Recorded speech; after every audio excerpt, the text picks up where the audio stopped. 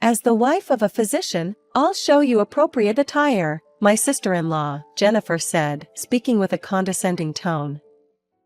To her, someone like me is probably considered a poorly raised woman. My name is Mary. I work as a nurse at a general hospital. I met my husband, James, 5 years ago at this hospital. At that time, James was a resident physician. As I showed concern for his busy schedule, our relationship grew closer, and we started dating. We were both busy, and there were days when we couldn't meet easily, but this year, after dating for 5 years, he proposed to me. You were born into a family of physicians, right? I wonder if they will accept me. Today is the day we are going to his parents' house to tell them our engagement. I can't help feeling anxious and becoming a bit timid. You're the person I chose, so have confidence. If anyone says anything, I'll support you, he said, reassuring me with his dependable words. My father-in-law is a practicing physician, and my brother-in-law, Daniel, is an heir to the medical profession. My mother-in-law and my brother-in-law's wife are housewives. Furthermore, James's uncle and aunt are also physicians, a typical physician family. On the other hand, I lost my father at an early age, and I was raised in a single-parent household. I wanted to become independent quickly and help my mother, so I decided to pursue a career as a nurse. I utilized a scholarship program and enrolled in a national university. I am grateful to my mother for raising me, but I worried that there might be a difference in social status. I had heard that his parents were strict, so by the time I arrived at James's house, I was incredibly nervous and tense. Moreover, perhaps because he told them bringing his fiancée, not just the in-laws, my brother-in-law and his wife and other relatives are all there. Each person introduced themselves, and I deeply bowed my head. So, what do you do, Mary? As I nervously broke out in a cold sweat, my mother-in-law asked me a question. I work as a nurse. I met James when he was a resident physician. Despite me speaking, Jennifer chimed in. A nurse? Are you aiming for a wealthy husband? She said it with a slightly mocking tone, and I quickly shook my head. No, not at all. That's not the case. I desperately tried to defend myself. Some nurses aim for resident physicians, you know. But then James's uncle muttered, creating an unsettling atmosphere. And your family? What does your father do? When Jennifer asked me, my voice unintentionally became quieter. My father passed away when I was young. Upon hearing that, Jennifer made a facial expression that seemed to say, I knew it. You mean a single-parent family? There are women who marry physicians just for money. Watching Jennifer sigh dramatically, I was left speechless. James, who was worried about me, raised his voice in a slightly irritated manner. Jennifer, isn't it rude to say that upon our first meeting?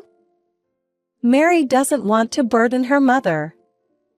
She prepared the tuition fees herself and entered a national university. I haven't seen a nurse as dedicated and hardworking as her. Taken aback by his excessive praise, my face unintentionally turned red. Jennifer apologized and smiled, but her eyes didn't reflect the smile. I'm not ashamed of being from a single-parent household, and my marriage to James is, by no means, driven by money. However, I felt pathetic for being unable to retort and nearly started crying. Then, my taciturn father-in-law spoke up.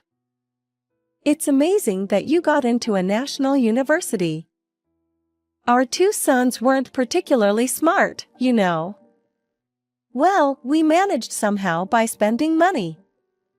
He said it with a straight face, but I immediately understood it was his way of making a joke. I've heard that both James and my brother-in-law were always at the top of their class since their student days.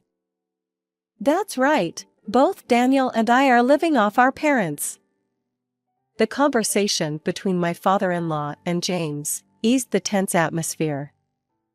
Speaking of living off parents, Jennifer is the real one doing that. Daniel glanced at Jennifer and spoke coldly. Jennifer is said to have graduated from a prestigious girls' school.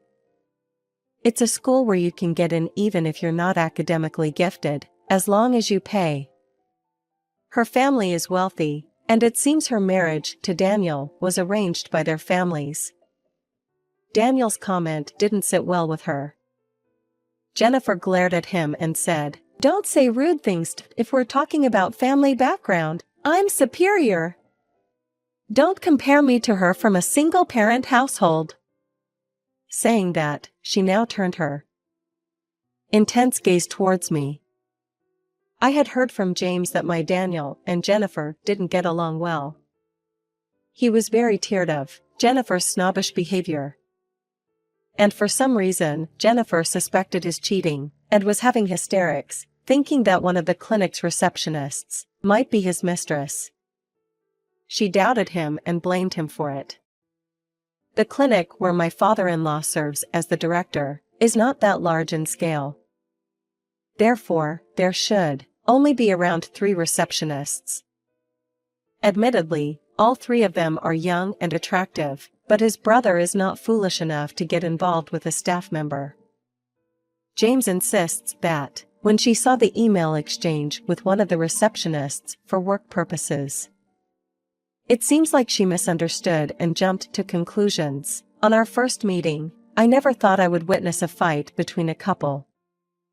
As I was cringing, my mother-in-law helps me out. "Stop it. Having an argument is unseemly." Reprimanded by her, Daniel and Jennifer became quiet. Then, they turned their attention to me, as my mother-in-law spoke softly. "Like today, there may be times when you'll hear unpleasant words from those around you. Mary, are you prepared to marry into a family of physicians?" In response to the question posed by my mother-in-law, I nodded firmly. Since being with James, I have often been envied by senior nurses. And James, for dating a nurse, has been teased by his colleagues, but despite that, we didn't give up. Instead, our bond grew stronger. "I can only imagine marrying Mary, so I want you to watch over us," James said, and there was no one who objected. Everyone congratulated us on our marriage. Given our strict parents, I had expected that we wouldn't receive such blessings. However, contrary to my prediction, both my father-in-law and mother-in-law warmly accepted us. The only one was Jennifer, who seemed unsatisfied, and that bothered me. With the greeting after engagement successfully completed anyway, we registered our marriage. Getting married didn't change our relationship with James. The only thing that changed was that Jennifer started inviting us frequently. "Let's go shopping tomorrow. As a physician's wife, I'll show you appropriate attire." Jennifer often used the term physician's wife. It surprised me that she would invite me to go shopping. After initially ridiculing me during our first meeting. However, upon observing her behavior, it seemed like she wanted to establish superiority over me.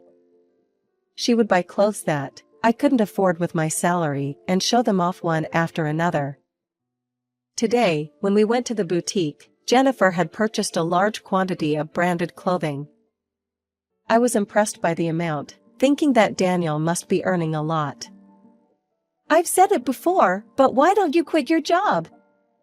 It's the wife's duty to support a busy physician husband." We sat down for tea after shopping. I was fed up with it. Jennifer spoke up as, every time we met, she would insist that I become a full-time housewife. "I'm conscious about nutrition, so I've never used ready-made meals. There isn't a speck of dust on the floor. Are you fulfilling your duties as a physician's wife?" Indeed, there are times when we rely on ready-made curry, and there are times when dust accumulates. I've even felt anxious about it, so I asked James at that time if I should quit nursing and become a full-time housewife. And James, with a serious expression, said this to me: "I don't want you to quit nursing because of the way you work so lively and energetically. I fell for you at first sight." That looking at me, treating the patients kindly more than anyone else, he fell in love with me. He had said that to me before. Remembering James's words, I replied, "I have no intention of quitting my job. James understands that too." Upon hearing this, Jennifer snorted. "Are you serious? A poorly raised woman like you will surely be easily bored and cheated on. You are smart, but you don't have any merits other than—" Jennifer suddenly looked down on me straightforwardly. I couldn't tolerate her belittling my family. I was upset, and I unleashed my thoughts. "Well, I guess your only merit is that your family is wealthy. And you're not on good terms with your husband either. Instead of worrying about being cheated on, how about making an effort to trust?" I thought I may have gone too far, but it was already too late. Jennifer's face turned red with anger, looking just like a red demon. "How dare you! A woman like you is not suitable for this family." With those words, Jennifer angrily left. When I told James about the situation, he burst into laughter. "You really gave it to that unpleasant sister-in-law. Well, she'll calm down with time." While I regretted what I said, I also thought maybe it was for the best. There were no more invitations for shopping or tea. I was actually happy with that. By the way, Jennifer always acts so high and mighty in every boutique she enters. Is she a regular customer there? Then he said maybe it's because she's a shopping enthusiast. James casually dismissed the question, but I feel concerned a bit. "Hi, I have something to ask." I made a phone call to a friend of mine. I thought the next time I would see Jennifer is the New Year day, several months from now, but next day, I received a message from my mother-in-law that if we could have a dinner gathering. It was an invitation to celebrate my father-in-law's 60th birthday at a high-end sushi restaurant. I wasn't looking forward to meeting Jennifer, but I wanted to celebrate my father-in-law's milestone. I thought she probably already forgot about it, so I was looking forward to the dinner gathering. As I waited in front of the restaurant, Daniel and Jennifer arrived. When she spotted me, she approached me with a stern expression and walked up to me. "Why did you come here? Didn't I tell you that you're not suitable for this family?" She aggressively confronted me, and Daniel and James hurriedly tried to intervene. "I haven't forgotten what you said. You, a poorly raised, poor person, daring to be so arrogant." Jennifer was getting more and more worked up. "People like you, who grew up in a single-parent household, are the bottom of society. I would never want to eat with someone from the bottom of society. Just go home now." Jennifer made a commotion in front of the restaurant, and Daniel held his head in frustration. Then, at that moment, a cold voice echoed. "Well then, you should go home." The source of that cold voice was my mother-in-law. She must not have expected that my mother-in-law was watching. "Huh?" Jennifer muttered softly and turned around. "Making a scene in front of a restaurant. It's so embarrassing." Everyone nodded in agreement with her words. "I was just responding because Mary said something rude to me. I've been supporting my husband so much." She seemed to have entered a hysterical mode. Once again, her voice grew louder. To begin with, James, it's your fault for bringing such a poorly raised woman with you. You should divorce her even now. What she's saying is completely absurd. Naturally, James looks at her with a bewildered expression. Please, just don't get any more hysterical. But it's your fault in the first place, for belittling my educational background. Finally, a fight breaks out between Daniel and Jennifer. Then, my mother-in-law steps in again. I was planning to ask you about it another day, but if you make this much of a fuss, I'll ask you here. Jennifer, do you have something to hide? At my mother-in-law's words, the voices of their argument abruptly stop. Something to hide? What do you mean? Jennifer tries to appear calm, but her voice trembles slightly. Mary told me about your tendency to waste money. Jennifer's face turns pale in an instant. There's a department store that you often visits, right? One of my friend works there. I couldn't help but wonder how Jennifer could afford to buy so many brand-name clothes. Initially, I thought Daniel was very generous-minded. But would he allow his wife, who's not in a good relationship with, to freely indulge in expensive shopping? When I thought about it, it felt odd. I considered the possibility that Jennifer might receive an allowance from her wealthy parents. But she told me proudly that she had never asked her parents for help since marrying Daniel. According to James, Daniel is careless with money, so he leaves all financial matters to her. That's probably why she had the freedom to spend as she pleased. According to my friend, Jennifer is a preferred customer at the store, and sometimes buys $1,000s worth of items in a single day. However, her haughty attitude apparently annoys the store staff. And Jennifer, are you using the family card for cash advances? This was a mere speculation without any evidence. But it seems my guess hit the mark, as Jennifer turns even paler. Why would you say that? Due to her extravagant spending habits. I thought she must have taken out loans. You don't even understand the importance of money, and yet, you flaunt it outside. Isn't that embarrassing, as a doctor's wife? Jennifer, who was called out for her wastefulness by my mother-in-law, falls silent without saying a word. I hear you have quite an attitude with the staff as well.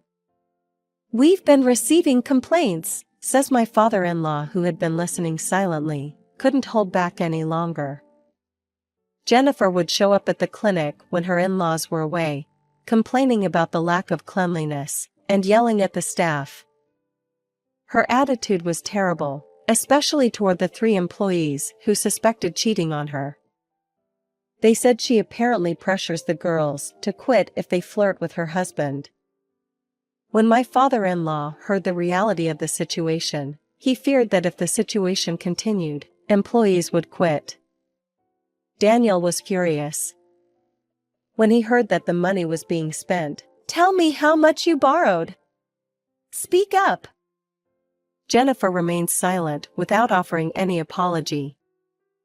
Daniel, seeing her attitude, seems to have reached his limit. A woman like you with such an arrogant attitude, we're getting a divorce. Return all the money you've spent.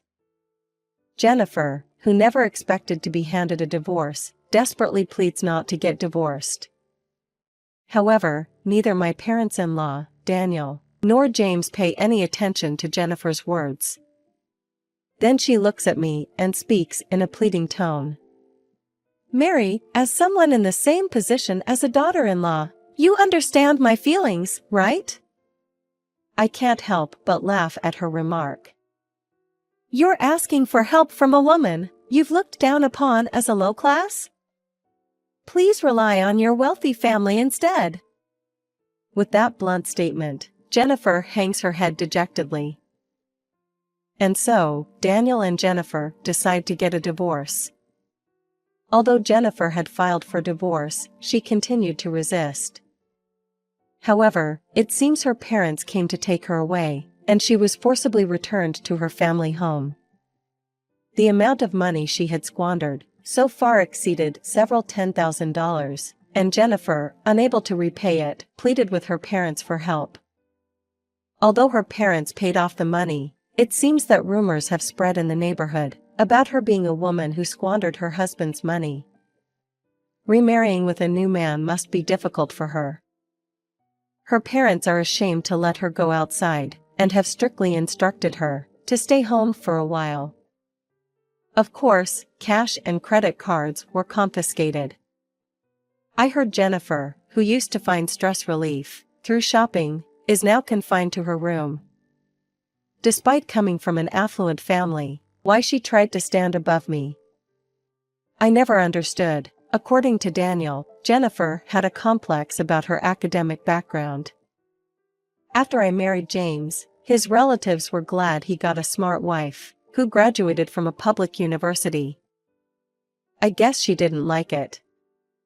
Being wealthy doesn't guarantee happiness. I realized that from seeing Jennifer's situation. So, I decided to ask my mother-in-law a question that had been on my mind. Why did you allow our marriage? A woman who married into a family of doctors. I thought family background was important. I timidly asked, and my mother-in-law answered with a smile. Well, actually, I met my husband, who was a resident at the time, and we got married. I was a nurse before I had my children. My mother-in-law, who used to be a nurse, went through a difficult time with strong opposition to her marriage from relatives. She didn't want her sons to go through the same struggles, so she arranged a meeting for her eldest son with a young lady from a good family through a matchmaker. However, her eldest son, who married Jennifer, didn't seem happy at all. In fact, he appeared tired with his married life. That's why she wanted her second son to marry the woman he loved. It seems that from the beginning my mother-in-law approved our marriage. I never expected my second son brought a nurse as his wife. I was surprised. Blood really is thicker than water. My mother-in-law and I laughed together. After that, I started working as a nurse in my father-in-law's clinic. My strength, which didn't yield to Jennifer's sarcastic remarks, pleased my father-in-law, and he hired me. I received a higher salary than before. It brings me great